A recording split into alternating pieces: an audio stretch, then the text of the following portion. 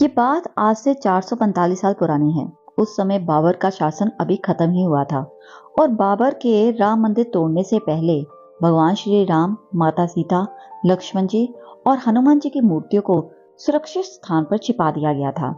लेकिन भगवान राम ने एक ऐसी लीला रची कि उनके भक्त को वहां आकर उन मूर्तियों को ले जाना ही पड़ा और भक्त उन मूर्तियों को जहां लेकर गए वहां पर राजा राम वे कहलाए। दरअसल बात यह है कि एक महाराज जिनका नाम मधुकर शाह था, वे कृष्ण जी के बहुत बड़े भक्त थे। जहां मधुकर शाह कृष्ण भक्त थे, वहां उनकी पत्नी राम भक्त थी। वे दिन भर बस राम नाम का जाप किया करती थी। एक बार महाराज के मन में आया क्यों ना वे वृंदावन जाकर भगवान श्री कृष्ण के दर्शन करके आए। वे महारानी के पास गए और उन्हें अपने साथ जाने के लिए कहा, पर उनकी पत्नी ने मना कर दिया और उसने कहा कि वे प्रभु राम के दर्शन करने के लिए अयोध्या जाएगी, वृंदावन नहीं जाएगी। ये बात सुनकर महाराज बिल्कुल आग बबूला हो गए और वे बोले कि अगर तुम राम भक्त हो तो राम को यहीं क्यों नहीं ले आती। अब महाराज के मुंह से निकली इतनी बड़ी बात महारानी के दिल में गड़ कर गई और महारानी गणेश कुबरी ने तय कर लिया कि वे अपने साथ प्रभु राम को ओरछा लेकर ही आएगी। ओरछा वे जगह है जहाँ पर राजा का शासन था। उसके बाद महारानी अयोध्या से निकल गई। अयोध्या पहुंचकर महारानी ने लक्ष्मण किले के पास कुटिया बनाई और साधना करने लगी। कहा जाता है कि उस समय संत तुलसीदास भी वहीं रहते थे और रामचरितमानस लिख रहे थे।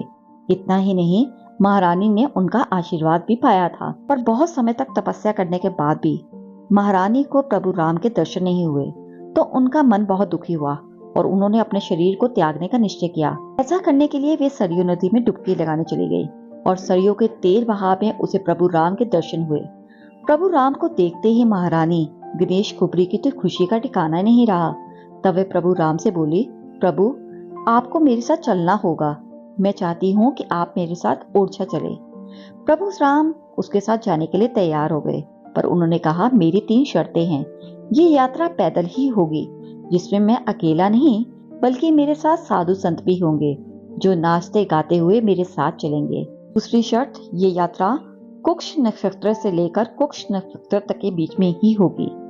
तीसरी शर्त, एक बार मुझे जित कर दिया जाएगा, मैं वहां से नहीं उठूंगा।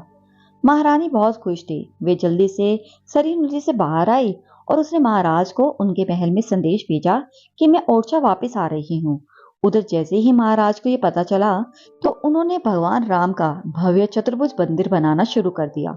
उसके बाद अयोध्या मंदिर के पुजारी ने बाबर के आक्रमण से पहले छिपाए गए श्री राम, लक्ष्मण, सीता जी और हनुमान जी की प्रतिमाओं को महारानी को सौंप दिया। महारानी अपनी शर्तों को निभाते हुए साधु संतों के साथ 1630 में श्रावण शुक्ल पंचमी को अयोध्या से ओरछा की ओर निकल पड़ी।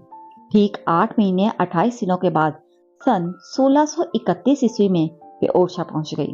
वे चाहती थी कि उनके प्रभु राम का राज्याभिषेक किसी अच्छे शुभ मुहूर्त में किया जाए और उन्हें मंदिर में स्थापित किया जाए। इसके लिए उन्होंने भगवान राम जी को तैयार करने के लिए महल में ही स्थापित कर दिया। पर जब मंदिर में स्थापित करने की बारी आई तो उन्हें वहां से उठाने का प्रयास किया गया, लेकिन कोई भी उस मूर्ति को हिला नहीं पाया। तब महारानी को तीसरी शर्त याद आई कि प्रभु राम ने कहा था कि मुझे जहां पर भी स्थापित किया जाएगा मैं वहीं पर रहूंगा। कहा जाता है कि तब प्रभु राम बाल रूप में ओरछा आए थे। अब कोई भी बच्चा अपनी माँ को कैसे छोड़ सकता था। ऐसे में महारानी ने महल को ही मंदिर का रूप देने का फैसला किया। उन्होंने ओरछा के महल में ही भगवान राम को विधिवत स्थापित किया, फिर धूमधाम से राज तिलक भी किया। कहा जाता है कि जिस दिन ओरछा में भगवान राम का राज तिलक हुआ था, उसी दिन रामचरितमानस भी पूरी हुई थी। तब से उत्तर भारत के धार्मिक क्षेत्रों में संत समाज में राजा मधुकर राज को दशरथ और महारानी गणेश कुबरी को माता कौशल्या माना जाता है। इस तरह प्रभु राम राजा सरकार के नाम से जाने लगे। आपको ये जानकारी कैसी लगी कमेंट करके जरूर बताएं। अगर अच्छी लगी हो तो इसे और लोगों के साथ भी शेयर कीजिए और कमेंट बॉक्स में जय श्री राम लिखना ना भूलिए।